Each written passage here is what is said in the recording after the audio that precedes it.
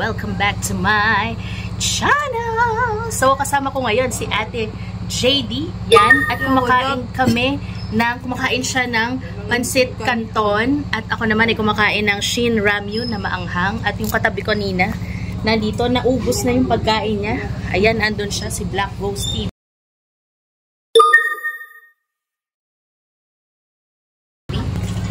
Yan, podcast na lang tayo since wala namang pumapasok sa live natin, no? Cash ka ba? Ayan, pero hindi na siya kumakain, no? Hindi na kumakain. Pero saan kumain? Dito pala kami sa sa Ilocos Norte, sa Barangay Payak, sitio ng Alaw-Aw. Yan. Ayan, at dahil nagutom sila, gusto nila ng challenge na maanghang. Pero hindi naman maanghang yung kinakain nila, maanghang lang ng kinakain ko. So yan, podcast na lang tayo, no? Sige, magtanong ka. Sige, tanong. Mahirap ba maging ghost hunter? Kay JD? Mahirap, syempre. Hindi mo nakikita kung sino yung kausap mo. Oh my God! Ay, ang dilim pa. Tapos, ang gastos sa yung mga equipment na ginagamit. Sobrang gastos. Sobrang gastos.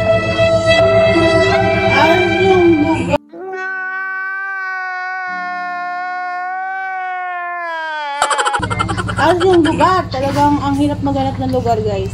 Ang hirap maghanap ng lugar. Yan. Black Ghost, tingin mo, mahirap maging ghost hunter. Lalo na kung wala kang budget.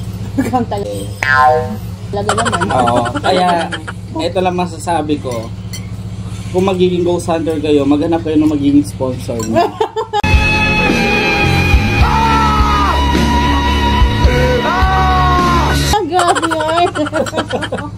Alam mo kung madali lang sana kung lahat ng tao ang nakakakita ng multo. Hindi ka gagastos ng equipment.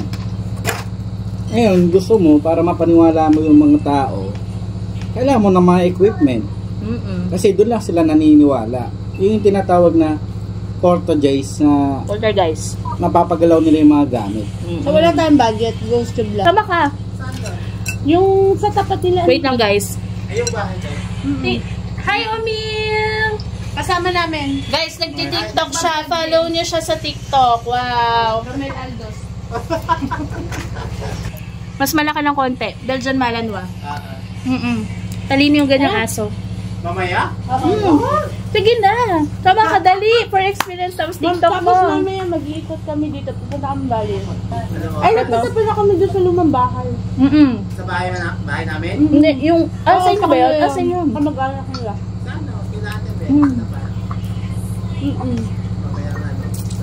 Kahit mo? Doon sa likod. Yun. Ano yun? Nag-creator din siya. Nagti-TikTok din siya. Follow niyo siya. Nars pala. Nars as in N-A-R-S. Omil. Yan. Ano na ba? Nasaan na ba tayo? Ayun nga. Guys. Mahirap maging ghost hunter. Bakit ka mo?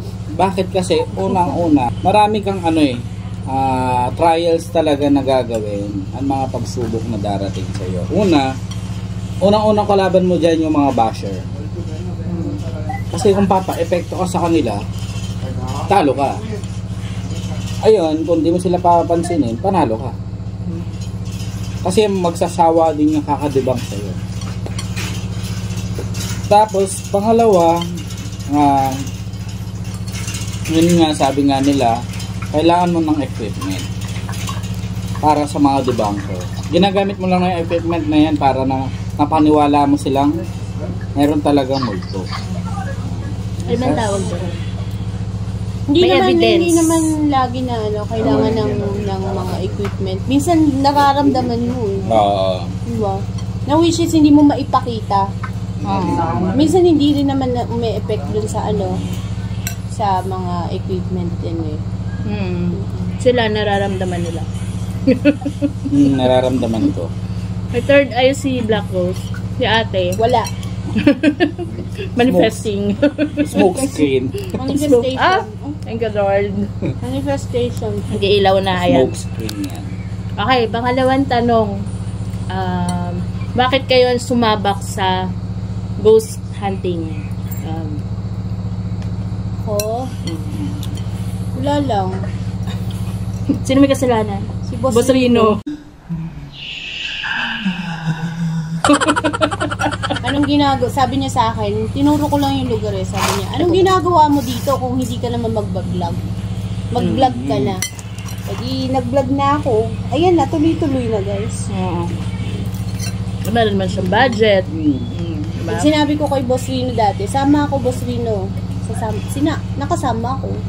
Tuloy-tuloy na, ano? Tuloy-tuloy na. Nakilala ko na sila. Yun yung first meet namin kinala Ate JD. Ikaw? Ako naman, hindi naman kinalabas sino. So, simula pa lang naman kasi talaga. Hindi pa ako nagbablog. Kasama ko na si Boss Taps. Nagpupunta kami ng mga abandon.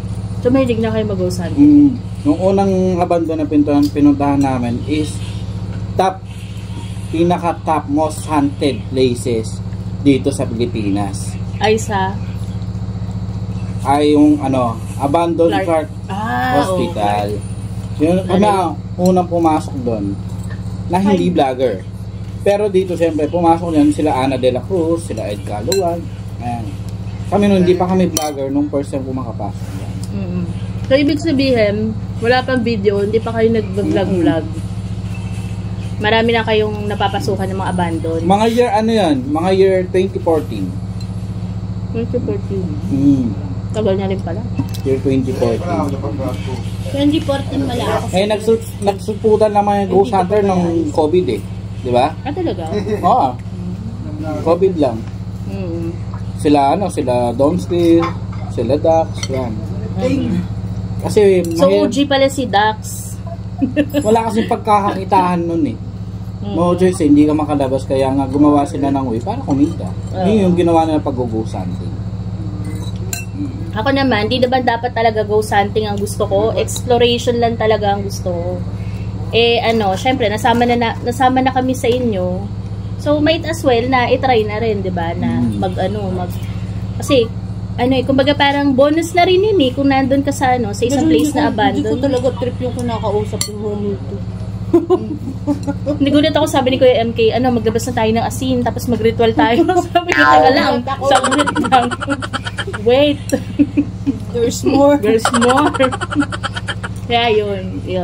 Ang kasi matagal na para ako nag-vlog. Alam nyo naman yun guys, na nagme-makeup vlog ako. Tapos biglang nag-transition ako sa exploration muna eh. Tapos biglang ghost hunting na nung nakasama ko na sila Rav, sila Black Ghost, yan. Tapos, ayan, nagtuloy-tuloy na siya. Anong gagawin nyo kapag halimbawa yung may nakaharap kayo na multo face to face? Itatakbo. Takbo talaga, yun talaga initial. Putik! Di ba parang mapu-frozen ka muna na froze ka muna? Ay, hindi, takbo ko. Rinig pa lang eh. Siksik pa lang eh. Kung makakita ako ng ganong multo, steady ka lang talaga eh. Hindi ka makakapagsalita eh. Floor lang po kami. Dito na, diretso. Kuya, saglit lang. Kung nasa harapan takbo sabay sigaw. Ay, parang, di ba i-check mo, parang, tao ba to? Multo ba to? Di ba parang pipigit ka muna eh. Pag hindi naalis, yun na yun. Kasi parang kaming pinapalibutan, ganun yung feeling. Biglang sabi niya, may kapre, biglang tumakbo. Sabi ko, saglit lang kuya.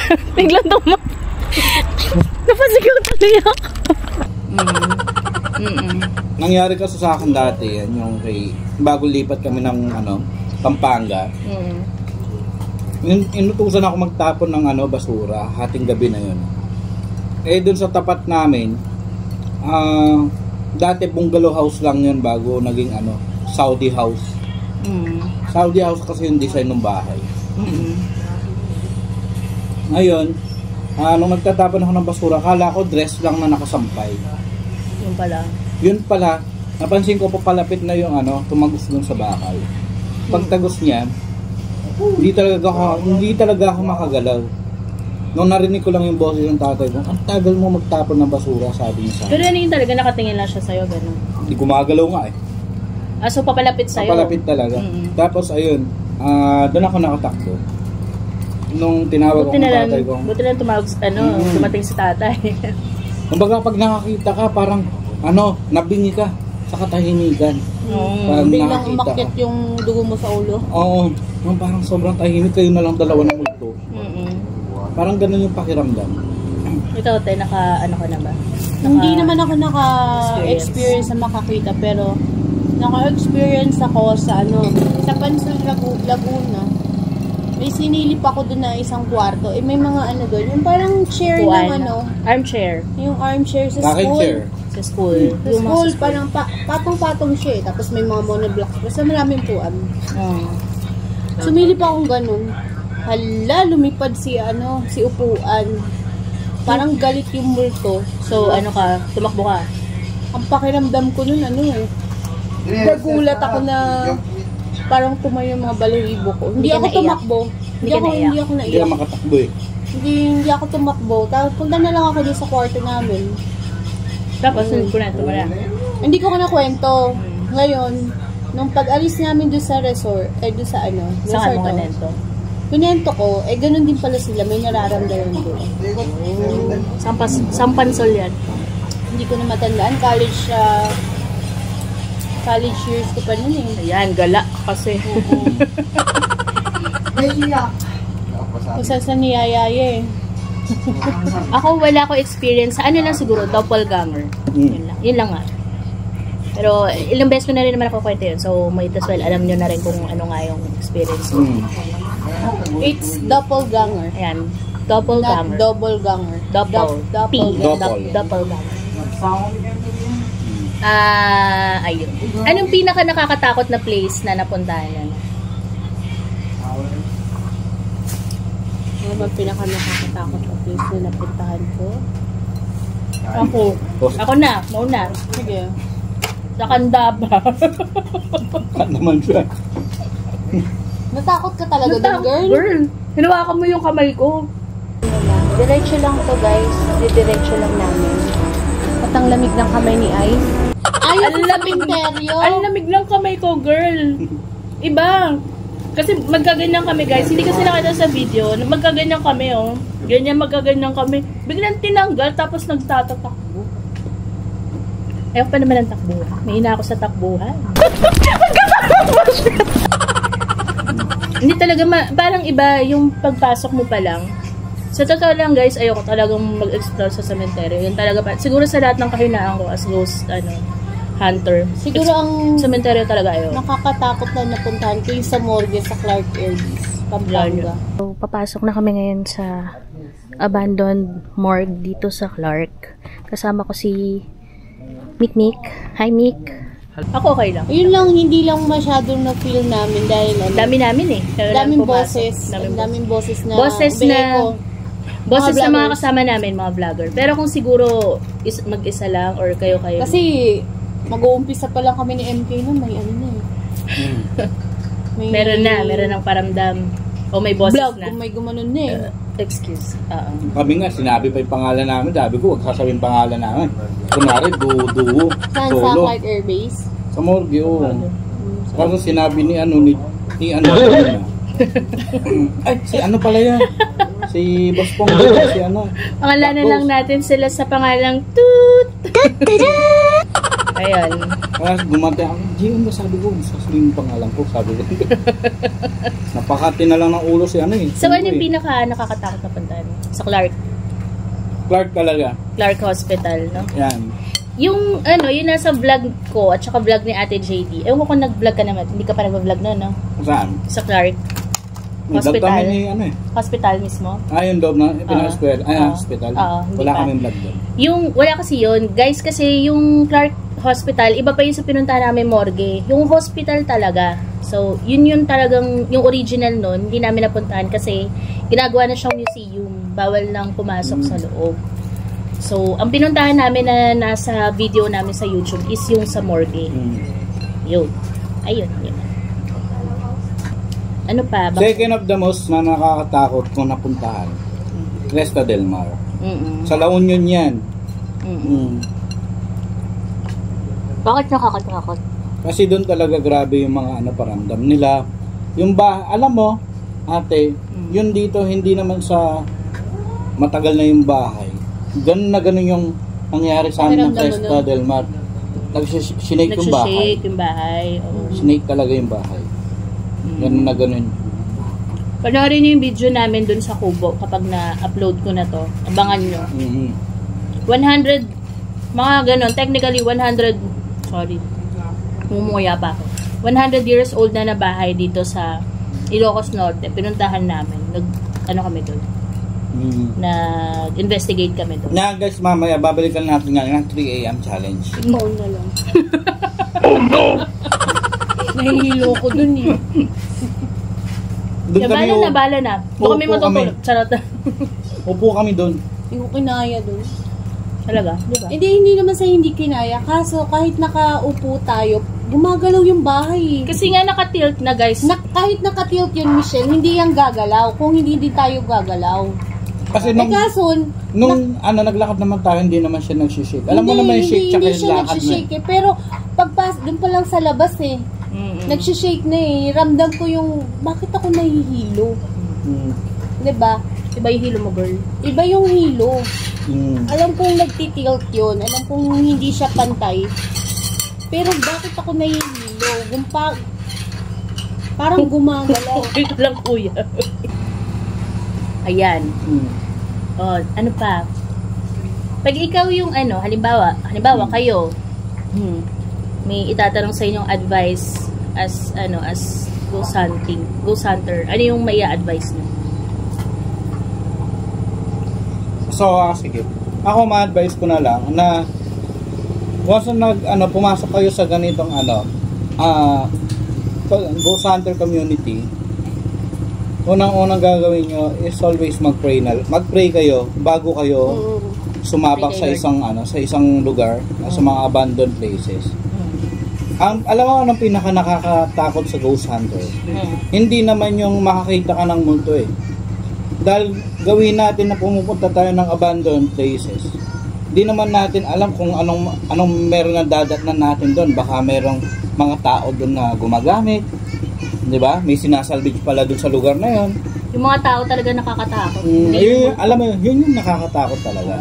So lagi kayong magpe-pray at mag-iingat. Tsaka bago kayo pumunta doon, isipin, tingnan nyo muna kung may caretaker. Mas maganda kasi may caretaker yung isang bahay. Magta-trespass guys. Mas maganda may caretaker kasi yung isang lugar. Kasi malay nyo, walang caretaker tapos may iba palang pumupunta doon. No? Like halimbawa kayo basta-basta pupunta ng sementeryo, baka mami bigla kayong hilahin doon. Kung pupunta man sila sa sementeryo, kayo, di ba? Dapat may kasama sila. Tsaka dapat marami kayo. Ang maganda, pag pupunta sila, libutin muna nila ng may araw. Kasi ang kalaban dyan guys, lalo na dyan sa mga sementeryo, ahas. Ahas. Lalo na yung mga abandonado. Masukal na yan eh. Oh, takot kami sa mga ahas. Talaga. Sa ahas. Ahas. Mga ingatan yung mga ahas. Ito, tayo, bigla na lang kayo tuklawin. Huwag kayong magsushorts. Huwag ka magsushort. Huwag ka magsushort. Alamok. Malamok. Matalahib, makati, maputik, yan. Baho. Yan. Ayun, nasabi niyo na eh. So ano pa? Ano pa? Sinong favorite mo vlogger na ghost hunter or ghost explorer? International pa rin ako eh. Kahit ako eh. International. Yung sa akin kasi, nag-start kasi ako sa hilig sa mga sa mga ghost. Nanonood kasi ako ng Ghost Adventures. Search nyo na lang sa Facebook. Siguro ako, idol ko sa international, si Tim Morosov. Kung mangalawa dito sa Pilipinas, taga-Russia yun, Tim Morosov. Tapos pangalawa dito, hindi siya vlogger, paranormal talaga siya, si Ana de la Cruz. So, pasensya ka na, kaya nahanap ko pa. Tsaka sigurado yung pangalan. Hindi ko matandaan eh. Ako si JD. Tsaka si si Zark. Zarkaru. Hindi, si Zark. Yung Zark? International dun. Zark. Si Zark naman, mahilig siya mag-collection ng mga lumang gamit na may possession daw. Si Zach Bagans. Zach yun, Bagans. si Zach Bagans yung sa Ghost Adventures. Si Zach Bagans, si Aaron Goodwin, si Billy, tsaka nakalimutan ko yung pangalan ng isa. Basapat sila eh. Zach Bagans, grabe talaga yung mga gamit niya. Kaya pinangalan ko yung aso ko dati na Zach kasi favorite ko yun. Si Zach Bagans. Meron siyang museum sa Las Vegas, di ba? Na puro mga haunted. Ayan. Pero kagaya niya, parang sinasabi nila, parang fini-fake nila. Pero ang masasabi lang namin, hindi nyo masasabi hanggat hindi nyo na-experience. Oo, kaya yung kayo, pag nandun kayo. Ito lang sasabihin ko, huwag kayo basta mag-uusga ng tao. Kasi unang wala naman kayo sa posisyon ng isang tao. Kung nakakita siya ba siya, hindi. If ever hindi siya nakakita, nasa kanya na yun. Huwag nyo na lang siya pakialaman. Kasi kung nakikialaman nyo, kayo na may problema nun. Matalino naman kayo, nakikita nyo naman kung fake o hindi, di ba? Pero, kung opinion nyo, ganun, pero yung opinion namin is kung ano lang yung naghahagip namin sa camera. So, sa amin, kami, talagang sa team namin, wala talagang fake sa amin. Di ba? Wala talagang fake. Walang pakalabog. Walang pakalabog, walang pagbato. Hello, Punggoy. Hindi naman fake sa Punggoy. Ngayon, fake. Comedy lang. Comedy. Yan. Gusto nyo na mga comedy, malapunggoy, ganyan. So, ayan. Pero yung mga seryoso, mga vlogger na katulad namin, yan. Seryoso kami. Walang fake. Walang scripted. Alam mo kung nagpe-fake lang kami, matulog na lang kami sa bahay. Ganun na nga. Hindi na namin pag-aaksayahan.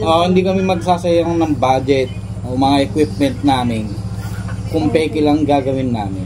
Pero meron ako mahal din mag-subscribe sa GhostTube. Oo, lahat ng mga equipments namin, syempre pinag-iipunan namin. Gastos lahat yan. Laki-laki na nang nagastos namin dahil sa equipment. Oo, hindi kami mag-aantay ng sponsors. Talagang gusto namin kung ginusto talaga namin.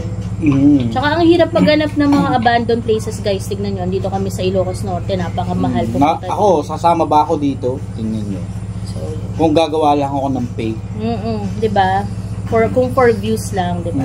So, kanya-kanya trip. Kung debunker kayo. Kung ghost hunter kami. Kanya-kanya trip lang yun. Kanya-kanya content. So, yung mga viewers, kayo na lang mamili. Debunker, okay lang naman yun para ma-improve yung video. Pero ang sabi ko nga, meron ako palang wag lang pe-personalin kasi iba na yun. Personal. So, kanya-kanyang trippings lang. Sabi nga nila, kung i-debunk ka, yung video mo lang. Hindi yung pagkatao mo. Oo, yung tama yun. Tama yun. Yun sa pagiging ghost hunting naman, sabi naman nila, dapat meron kang dalawa.